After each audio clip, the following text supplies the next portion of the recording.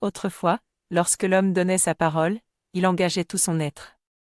C'était un acte sacré, une promesse sans retour possible.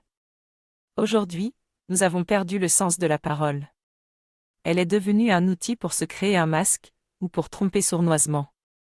La parole ne représente plus le visage de notre être profond. Elle est devenue quelque chose de banal. Cet organe sacré qui permettait autrefois de communier avec des mondes supérieurs a été complètement dégradé. Il faut guérir en nous le sens de la parole et apprendre à écouter ce qui se cache derrière ce qui est dit. Apprenons à rendre la parole consciente et vivante en retrouvant son sens profond et sa valeur. Ta parole, c'est ton être tout entier. Ce que tu dis représente ta force ou ta faiblesse, ta sagesse ou ton ignorance. Tu es ce que tu dis comme ce que tu fais. Sois attentif à ne pas polluer les êtres qui t'entourent par des paroles fausses ou empoisonnées. Ne prends pas de détour pour parler, ne dis pas des choses pour dire autre chose. N'aie pas peur de dire ce que tu as à dire, mais ne sois jamais dans la volonté de dominer l'autre. Que ta parole soit toujours l'expression de ce que tu es au plus profond de toi. Dans notre monde, tout est en devenir, en mouvement, tout se modifie en permanence. Pourtant, nous avons tendance à nous asseoir sur ce que nous avons acquis, pensant que c'est devenu une réalité que nous pouvons garder indéfiniment. Nous nous contentons d'en consommer les bienfaits sans en prendre soin, sans se donner la peine de le développer et de le faire fructifier. La sagesse ne réside pas dans la stagnation. À chaque étape de la vie se présentent des opportunités qui sont des portails, des promesses d'évolution, des semences à éveiller et à faire grandir. L'expérience fondamentale de notre incarnation sur la Terre est de permettre à la semence divine qui est en nous d'être activée par le monde divin. Ce qui nous est demandé, c'est d'être un bon jardinier, qui prend soin de sa terre et offre à la semence toutes les bonnes conditions pour qu'elle s'enracine et fleurisse. Cette graine, c'est toi et personne d'autre que toi ne peut en prendre soin pour lui permettre d'accomplir sa destinée de cheminer vers la vie et vers la rencontre avec Dieu. Si ta graine reste une graine, tu n'auras rien connu de la vie, ta vie, c'est de faire sortir cette graine de la terre afin qu'elle entre dans le ciel et communie avec l'univers. Être fidèle à Dieu, ce n'est pas seulement croire qu'il existe tout en travaillant uniquement à faire sa vie dans le monde des hommes. Il n'y a pas à croire que Dieu existe, Dieu est une évidence, un incontournable. Dire que l'on croit en l'existence de Dieu n'a aucune valeur, c'est comme dire que l'on croit en l'existence de la fleur ou de l'arbre. Dieu n'attend pas de nous que l'on croie en lui mais qu'on l'accueille en nous, qu'on vive avec lui, qu'on s'abreuve à sa source, qu'on se nourrisse de lui et qu'on lui soit fidèle comme un enfant pour qui le lien avec ses parents est évident et indestructible. Dieu n'est pas une sécurité, une police d'assurance. Je fais ce que je veux dans ma vie, tout et n'importe quoi, mais il me sauvera des conséquences de mes actes puisque je crois en lui. C'est là un fort mauvais calcul. Les mondes avec lesquels, par inconscience ou bêtise, nous nous sommes associés pour réussir notre vie terrestre sont désormais des alliances qui, d'une façon ou d'une autre, vont réclamer leur dû. Le chemin qui mène à Dieu est unique mais simple. Il consiste à ouvrir tous nos organes de perception pour capter la lumière du soleil. Ouvrons les portes et les fenêtres de notre maison pour laisser la grande lumière s'installer en nous et y demeurer. La lumière aime se multiplier à travers les espaces et les environnements que nous lui préparons pour qu'elle s'épanouisse. Elle est comme l'énergie de l'argent ou de l'or, elle n'aime pas qu'on se saisisse d'elle pour la mettre au service d'intérêts mortels. Si nous l'appelons pour l'enfermer dans notre petit monde étriqué, ce sera le monde des ténèbres qui répondra à notre appel car il verra que nous appartenons à la matière et au recyclage. Ce monde s'empressera de nous offrir ses propres solutions, nous conduisant dans une voie sans issue après nous avoir tout pris. N'allons pas vers la lumière pour devenir puissants sur la terre ou même simplement pour augmenter le confort et l'aisance de notre vie. Ce n'est pas là un état d'esprit qui attire la lumière. La lumière vient quand une place lui a été consacrée dans la dévotion, l'humilité et l'impersonnalité. Ce ne sera jamais une question de volonté, c'est une question d'offrande, de service et de respect. Éveillons en nous un état vibratoire pur qui permettra à la lumière de toucher notre vie et de nous construire une destinée lumineuse. Laissons-la être souveraine et offrons-lui les meilleures conditions pour qu'elle puisse s'installer en nous et sur la terre. L'arbre est une écriture sacrée, un hiéroglyphe qui nous permet de comprendre notre structure interne et notre destinée d'homme-ange. Dans ses racines, l'arbre ne sait pas qu'il est vivant. Dans le tronc, il n'est pas encore réellement conscient, quand il déploie ses branches, il commence à sentir un autre monde et acquiert une certaine forme de conscience. Ce n'est que dans les bourgeons, les feuilles, les fleurs et les fruits qu'apparaît sa vie véritable, c'est le moment de sa naissance, même s'il ne se reconnaît pas encore comme arbre. Le grand instant magique apparaît lorsque des oiseaux viennent se poser sur lui. Là seulement il sait qu'il est un arbre. Son chemin d'éveil passe par la rencontre avec le règne qui lui est supérieur, le monde animal à travers les oiseaux. De cette rencontre naît son évolution. Pour l'homme, le monde des racines est le monde extérieur. En se redressant et s'individualisant, vers 28 ans, il entre dans le tronc, mais sans être encore réellement conscient. En atteignant le sommet de l'arbre, il devient prêt à accueillir les bourgeons, les feuilles, les fleurs et les fruits. Pour cela, il faut qu'il ait axé sa vie sur un monde supérieur et diminué l'attention au monde physique. Alors les oiseaux du ciel, les anges, s'associent avec l'être humain qui entre alors dans la réelle conscience de ce qu'il est véritablement, éternellement. C'est lorsque tu rencontres l'ange que tu nais réellement, que tu deviens conscient et que tu sais ce que tu dois faire. Tu es éveillé et tu sais désormais que ta destinée est de devenir un ange. Si nous n'arrivons plus, aujourd'hui, à communier avec le monde divin et à rencontrer Dieu le Père, c'est que nous nous sommes surchargés de tellement d'idées préconçues et de philosophies que nous avons étouffé en nous ce qui vient de l'intelligence du cœur, ce qui est instinctif et animiste. Tout ce savoir superficiel dont nous sommes surchargés nous empêche de nous approcher d'une façon juste des êtres et des choses. Nous sommes encore capables de nous émerveiller devant une fleur, mais nous la regardons à travers nos concepts, l'idée qu'on se fait d'elle. Nous ne savons pas nous vider de l'artificiel pour simplement partager un moment avec elle dans un espace neutre. Elle nous ferait comprendre que nous ne sommes pas séparés et qu'il existe une communion subtile entre les êtres et les choses. Si nous nous approchons d'un animal, nos concepts et nos préjugés font que nous l'associons automatiquement à la conception que nous avons de lui, nous réagissons différemment devant un serpent ou une biche, et cela en fonction de ce que nous savons d'eux. Que nous rencontrions une pierre, une plante ou un animal, contentons-nous d'être neutres, centrés en nous-mêmes, présents dans le silence de la rencontre et de l'échange. Ainsi nous pourrons découvrir la grande sagesse présente dans tout ce qui vit. Nous ne sommes que de passage sur la terre. Nous nous y incarnons pour réaliser quelque chose de particulier. Mais pour pouvoir accomplir cette mission, il faut d'abord en retrouver la mémoire. C'est la vie qui nous conduit à retrouver cette mémoire de l'âme à travers des rencontres, des occasions, des épreuves, des situations, des paroles. Avant d'être dans ce corps, tu vivais et tu as planifié des choses à accomplir une fois incarné. Pour t'en souvenir, tu as placé sur ta route des panneaux indicateurs, c'est-à-dire des êtres, des enseignements, des lectures, des monuments, des villes, peu importe, c'est toi qui as plus ou moins décidé, en fonction de ta mission. Souvent, l'homme s'éveille par la souffrance ou par le contact avec la mort, mais ce chemin est celui de la passivité et de l'inconscience.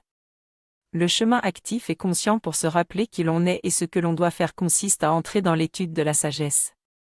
La nation essénienne possède ce savoir. La formation des 4 corps et la réception de ton nom de la mer te permettent de renaître en te posant sur le fondement originel de tout ce qui existe. À travers cette formation, la mer construit ton corps et tes corps dans la conscience et la réalité des mondes supérieurs. À la fin de la formation, elle te dira pourquoi tu es venu sur la terre, elle éveillera ta mémoire et te montrera qui tu es et quel est ton chemin. La lumière aime se multiplier à travers les espaces et les environnements que nous lui préparons pour qu'elle s'épanouisse. Elle est comme l'énergie de l'argent ou de l'or, elle n'aime pas qu'on se saisisse d'elle pour la mettre au service d'intérêts mortels. Si nous l'appelons pour l'enfermer dans notre petit monde étriqué, ce sera le monde des ténèbres qui répondra à notre appel car il verra que nous appartenons à la matière et au recyclage. Ce monde s'empressera de nous offrir ses propres solutions, nous conduisant dans une voie sans issue après nous avoir tout pris. N'allons pas vers la lumière pour devenir puissants sur la terre ou même simplement pour augmenter le confort et l'aisance de notre vie. Ce n'est pas là un état d'esprit qui attire la lumière. La lumière vient quand une place lui a été consacrée dans la dévotion, l'humilité et l'impersonnalité. Ce ne sera jamais une question de volonté, c'est une question d'offrande, de service et de respect. Éveillons en nous un état vibratoire pur qui permettra à la lumière de toucher notre vie et de nous construire une destinée lumineuse. Laissons-la être souveraine et offrons-lui les meilleures conditions pour qu'elle puisse s'installer en nous et sur la terre. Notre approche des mondes supérieurs est teintée des concepts que nous entretenons à leur sujet et qui incarnent tout ce qui nous manque dans la vie. Nous pensons que le monde divin est richesse, énergie, sagesse, profusion et nous pensons que nous devons l'honorer pour pouvoir bénéficier de sa protection et de son soutien. Mais pour s'approcher des mondes supérieurs avec respect, il faut plutôt savoir maintenir un équilibre entre ce que nous recevons et ce que nous redonnons autour de nous. Ce que nous recevons d'en haut doit servir à apporter la bénédiction de Dieu sur la terre, la profusion, mais sans calcul ni volonté de réaliser notre propre monde personnel. Si nous savons recevoir et donner de façon juste, nous ouvrons à la vie future la possibilité d'atteindre l'expansion et l'accomplissement. Pour cela, nous devons entrer dans un esprit de don de soi envers la vie universelle.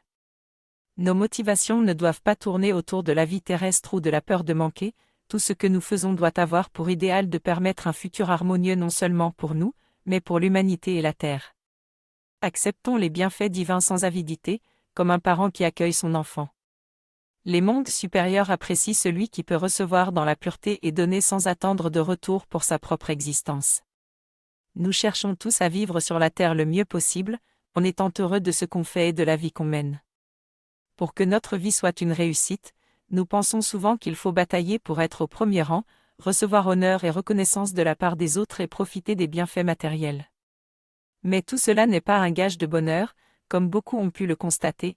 La richesse et la notoriété ne les ont pas empêchés de se sentir déprimés ou écrasés par leurs fonctions malgré leur apparente félicité. C'est qu'ils n'avaient pas réellement trouvé leur place. Nous avons été éduqués à ne tenir compte que des apparences, de ce qui paraît être la réussite, mais à travers cela, c'est surtout l'admiration des autres que nous cherchons. C'est notre idée de la réussite que nous devons changer. Pour cela, il faut sortir de l'illusion et devenir conscient de notre être réel, celui que nous sommes au-delà du personnage terrestre que nous nous sommes créés. La sagesse, ce n'est pas de chercher à devenir ce que l'on n'est pas, que l'on soit le cœur, les poumons, les pieds, les mains, les oreilles, les yeux, ou une simple cellule dans l'organisme, qu'importe. Ce qui compte, c'est de réaliser la mission de notre âme en harmonisant notre action avec celle de tous les autres organes. Ne cherchons pas la gloire qui vient de l'illusion, mais apprenons à être véritablement ce que nous sommes de toute éternité. L'œuvre de Dieu, c'est la grande religion universelle, qui est le bien commun et la source de tous les bienfaits. Toutes les religions qui sont nées sur la terre en découlent. Elles sont pures dans leur origine, quand Dieu parle aux hommes et leur enseigne ses lois. Puis il s'éloigne pour laisser l'homme prendre le relais et vivifier ce qu'il a reçu, en prendre soin et l'organiser. Peu à peu, l'homme s'éloigne alors de la vibration originelle de la religion et ne perçoit plus l'intelligence vivante à travers les paroles transmises. La religion de Dieu finit par chuter dans la compréhension limitée et empoisonnante du monde matériel. Plutôt que de juger une religion, même déchue, reconnaissons la perfection de son origine divine. Il est facile de critiquer et de condamner, mais il est bien plus grand de maintenir la lumière vivante et puissante dans notre vie. Sommes-nous des porteurs de lumière? Vivons-nous en harmonie avec les vertus divines? Pour que la lumière soit présente dans notre monde, elle doit être entretenue par la discipline et le service des êtres qui entrent dans l'école de Dieu pour y être initiés et instruits dans la science sacrée et les principes de la religion de la lumière. C'est en activant dans notre vie quotidienne les lois de l'amour, de la sagesse et du respect de Dieu que nous pouvons acquérir le savoir qui éclaire tout et permet d'entrer dans la grande harmonie des mondes. Ce qui a été appelé la chute de l'humanité, c'est ce choix qu'a fait l'homme de ne plus vivre que pour son moi mortel, pour son existence éphémère dans la matière. Pour cela, nous avons détourné les forces divines pour les mettre au service du monde matériel. Ainsi s'est développé un monde qui a fermé les portes de notre évolution collective. Ce monde nous a offert toutes les opportunités pour devenir indépendants individuellement, mais il nous a en même temps isolés les uns des autres. Chacun se concentre sur son développement personnel, sur la réalisation de ses rêves et de ses ambitions dans ce monde mortel, ce qui est légitime et positif en soi, mais qui ne concerne qu'un aspect de notre être. Ce modèle de vie qui s'est imposé à nous a eu pour conséquence de détruire les vertus du partage, de la communauté et de la famille. Les forces de l'esprit en chacun de nous, qui devaient être orientées vers Dieu, sont finalement données au néant, car tout ce qui est fait en dehors de Dieu n'a aucun avenir. La terre est le royaume de Dieu, non de l'homme. Si Dieu n'est pas présent dans ce que tu fais, toutes les portes du monde divin demeurent fermées. La pensée est un organe intimement lié à notre existence. C'est une grande voyageuse qui sait s'envoler pour communier avec les mondes lointains et entrer en contact avec l'invisible. Elle est cependant aussi concrète que nos mains ou nos pieds. Elle agit dans le monde concret à travers la parole et l'acte qui découle d'elle. Elle s'incarne alors, elle prend un corps. Lorsque nous parlons, nous faisons apparaître ce qui vit dans l'invisible en lui permettant d'acquérir une consistance.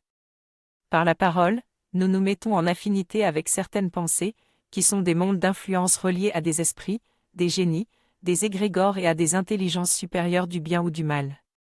Quand nous prononçons une parole une première fois, nous tissons un lien subtil avec la pensée correspondante, la deuxième fois, nous lui créons un corps à l'intérieur de nous, un organe de manifestation, la troisième fois, nous donnons la vie à un être qui va se développer et vivre par lui-même. L'alliance est alors conclue et la pensée se concrétise dans notre destinée.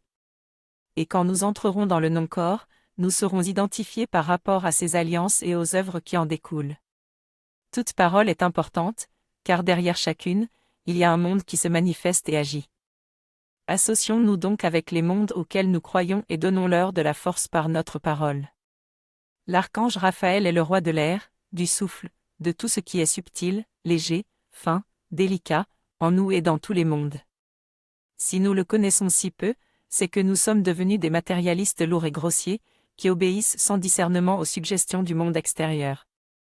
Pour les mondes supérieurs, nous sommes des endormis, qui ne regardent les choses qu'à travers l'étroite fenêtre de leur intelligence mortelle, sans rien voir de la subtilité et du message des mondes invisibles qui nous parlent à travers tous les événements de la vie.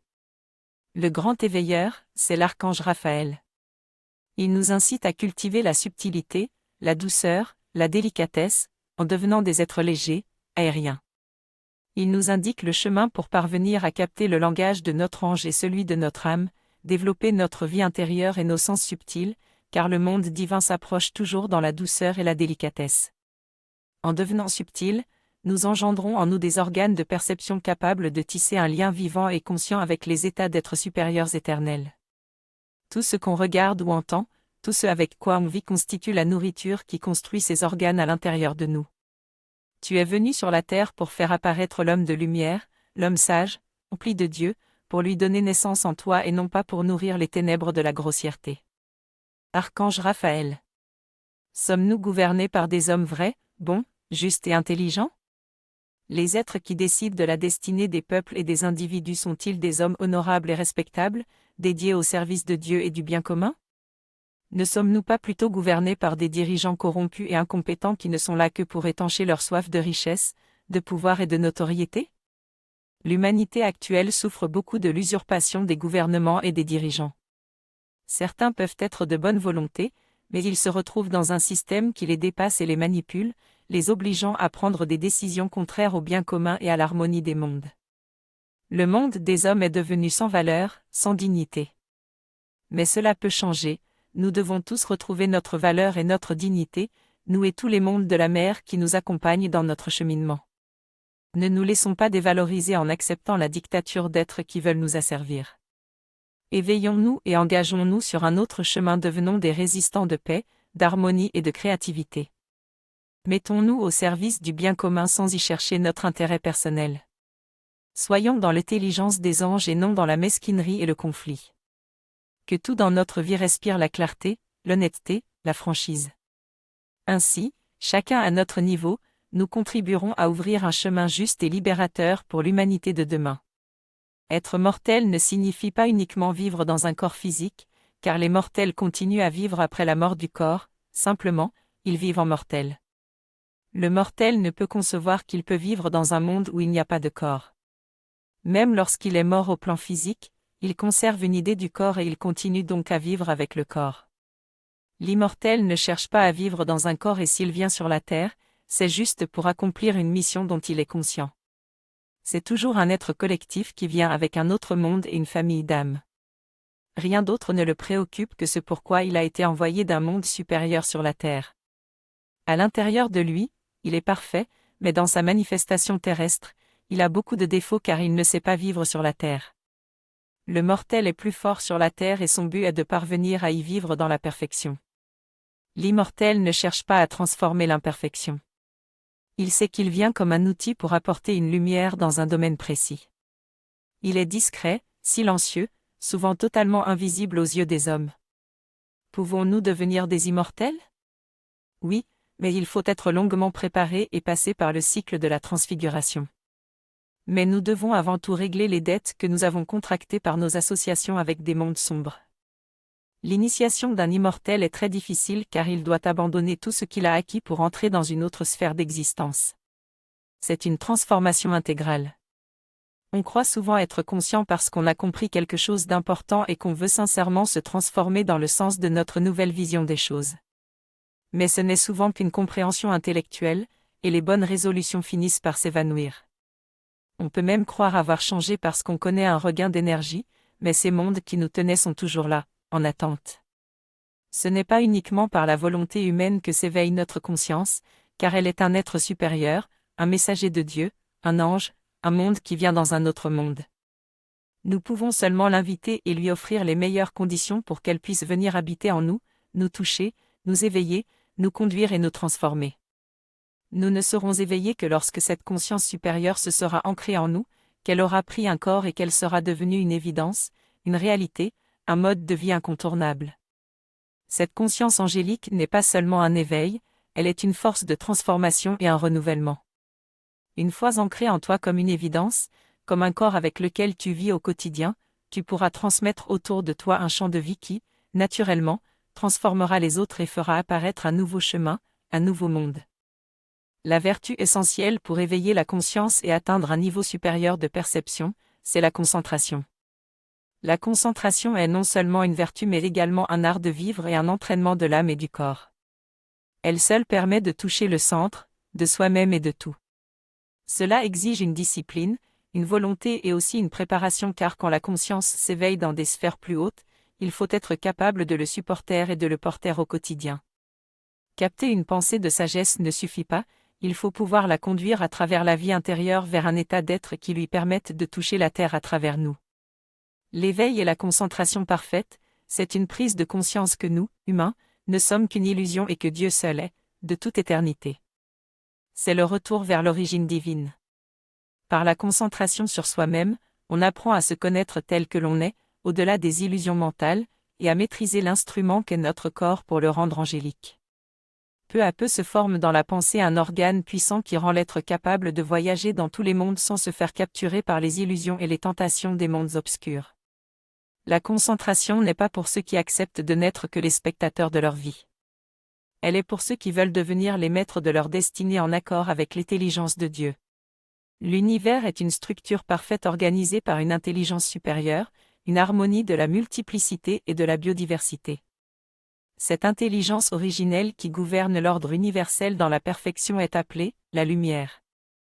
Dans cette gouvernance parfaite de la création, chaque manifestation de la vie doit pouvoir être autonome dans son rayon et son règne tout en étant dans un état d'harmonie avec les autres manifestations. Dans tout ce que nous faisons, nous devons maintenir l'équilibre entre les intelligences dont nous sommes constitués, l'intelligence du corps, de la volonté, du cœur et de l'intellect. Faire abstraction d'un seul de ces mondes amène automatiquement un déséquilibre et l'envahissement par un monde parasite qui nous étouffera, à l'image du lierre qui accapare l'arbre et lui vole sa destinée. Pour t'approcher de la lumière, tu dois t'éveiller dans le rayon de ton être et t'enraciner dans le réel. Tu dois débusquer en toi tout ce qui est croyance, concept, certitude, influence spirituelle sans fondement, tout ce qui te relie à des mondes illusoires. Pour que s'éveille ta lumière intérieure, tes trois centres de la pensée, du cœur et de la volonté doivent être équilibrés et nourris correctement, fais vivre dans ton intellect l'intelligence supérieure de l'ange et dans ton cœur l'amour le plus pur pour Dieu. Les deux s'uniront en toi pour ouvrir ta volonté à l'énergie créatrice de Dieu. En général, ceux qui disent aimer ce qui est concret ne tiennent compte que de la forme extérieure, ce qu'ils peuvent toucher, goûter, sentir, ce qui est matériel. C'est là une vision subjective de la vie puisqu'on ne tient compte que d'un aspect, celui qui est le plus facile à appréhender. Pour être véritablement concret, il faut considérer l'entier, et non seulement une partie. La forme que l'on peut voir et toucher n'est qu'une manifestation de quelque chose de plus grand et d'invisible dont il faut tenir compte si l'on veut être concret. Être concret, c'est unir la forme et l'esprit, le ciel et la terre. Ce monde de l'incarnation que nous appelons le concret est difficile pour nous, car dans le concret il n'y a pas de place pour l'abstrait, ni pour le mensonge, l'illusion, il n'y a de place que pour la vérité et l'objectivité. Il faut élargir notre vision, car la matière n'a pas d'intérêt par elle-même, ce qui a de la valeur, c'est l'âme qui l'anime. Nous avons été éduqués pour être abstraits, nous pensons et vivons à travers des croyances qui nous ont été inculquées de génération en génération et qui ne sont basées que sur des idées ou des opinions. Être concret, c'est considérer la réalité totale, c'est tenir compte que tout ce qui est visible est la manifestation d'un monde invisible et que les deux sont intimement liés. Être concret, c'est marcher sur la terre en étant conscient des deux réalités, celle de la matière et celle de l'esprit. Si nous nous sommes éloignés de notre être authentique, ce n'est pas la faute de l'aspect terrestre de notre être. Nous avons été fécondés, envoûtés et nourris par des spiritualités déchues dont nous ne nous sommes pas méfiés et qui nous ont peu à peu dégradés. Notre problème, ce n'est donc pas la terre, mais les concepts stériles qui nous ont été inculqués et qui ont pris le contrôle de nos vies. La terre est stable. Elle est un miroir de la vérité qui permet l'éveil et la vision juste. C'est elle qui peut nous libérer de l'illusion et du mensonge de la fausse spiritualité. Le mensonge ne peut venir de la terre, qui est le livre saint de Dieu. Il vient de l'homme qui ne sait pas lire et qui interprète tout suivant sa propre compréhension, ses croyances et ses envies. La vérité se trouve dans la sagesse de la terre et dans les vertus vivantes des anges. Tous nos malheurs sont nés de notre ignorance et de notre mauvaise éducation. La bonne éducation, c'est d'apprendre à discerner ce qui est bon et ce qui ne l'est pas, ce qui est vrai et ce qui est faux. La terre est notre guide. Si tu places une semence en elle, elle germera, si tu prononces une parole, elle se réalisera, si tu agis, il y aura des conséquences. La philosophie de la terre est simple, tu ne pourras récolter si tu n'as pas semé ou mis en action, tu ne pourras atteindre le monde divin si tu n'as pas activé le mode d'existence qui lui correspond. Il n'y a aucun danger avec la terre, juste des lois à connaître et à respecter. Les inconscients veulent des choses, ils sont emplis de désirs, mais ils ne se préparent pas. Ils attendent passivement que leurs souhaits se réalisent par enchantement. Alors la vie les éloigne de leur but par toutes sortes d'imprévus et au final, ils n'auront rien vécu de ce qu'ils espéraient. Nous vivons tellement dans l'abstraction, que même nos désirs ont un caractère abstrait. Ils s'apparentent plus à un rêve qu'à une intention, ils sont plutôt des « je voudrais », sans consistance que des « je veux », fermes et décidés. Le premier pas dans la réalisation de nos désirs est de reconnaître ce que l'on a déjà, l'accepter avec gratitude et le faire fructifier, le conduire vers un ennoblissement. Il faut ensuite savoir exactement ce que l'on veut et l'élaborer en esprit dans les moindres détails, un peu comme si l'on construisait une maquette de notre projet. Une fois le désir élaboré clairement, il faut mettre en place le plus d'éléments possible pour que la réalisation puisse apparaître. On se tient alors en alerte pour le moment où cette création dans le subtil sera prête à s'actualiser dans la matière, une porte s'ouvrira et une opportunité se présentera qu'il faudra reconnaître et saisir. Par notre éducation et notre hérédité, nous en sommes venus à nous identifier naturellement au corps physique et à notre existence matérielle. Le but principal de la plupart d'entre nous n'est pas de cheminer vers un monde subtil et une intelligence supérieure mais de se sentir exister dans le corps et de profiter au maximum de la vie terrestre. Nous avons oublié notre origine divine et nous ne savons plus rien des mondes subtils qui nous entourent et nous influencent à notre insu. Nous sommes devenus des apprentis sorciers prêts à accepter de faire n'importe quoi pour jouir encore plus de l'existence terrestre. Nous sommes comme des enfants avides de tout goûter. Nous voulons mordre dans la vie à belles dents. Mais le vrai but de la vie de chaque être humain sur cette planète est tout autre. C'est d'atteindre l'accomplissement ultime de son âme en vivant en conformité et en alignement avec son être véritable éternel, dans tous les aspects de son chemin et de sa mission. Ce but s'atteint avant tout par l'éveil de la vie intérieure. Ce chemin d'éveil intérieur et de transformation est incontournable. Nous avons été placés sur la terre par Dieu comme dans une école et un jardin. Comme dans une école, nous devons apprendre les lois de la vie et travailler sur nous-mêmes, et comme un bon jardinier, nous devons cultiver ce que nous voulons voir grandir, tout en nous débarrassant de ce qui est nuisible à notre croissance. Pour se purifier, il faut d'abord apprendre à maîtriser nos pensées. Quand une pensée inférieure se présente à toi, ne la laisse pas envahir l'eau de ton espace vital et y pondre ses œufs. Arrête-la aussitôt que tu en prends conscience et imprègne toi-même l'eau de ton être avec d'autres pensées.